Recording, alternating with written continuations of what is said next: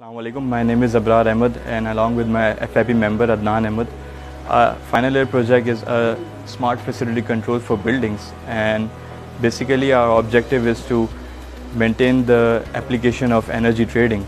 And in the project statement, I would like to say that there are many shared facility services like street lights and water pumps, and in order to power them, we need to power from the grid separately, and this can endure costs as well in the peak times.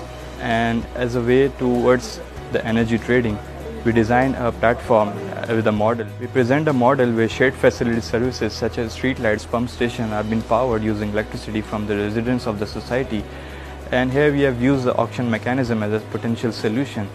So the auction mechanisms being used is the genetic algorithm, being the evolutionary algorithm, being inspired by the Darwin's theory of evolution. We have 10 sellers and 1 buyers, and similarly the buyer and the sellers, they enter their data sets into a GUI, that is the graphical user interface, and the graphical user interface afterwards proceeds the data into the Simulink model that configures the microcontroller with the hardware model.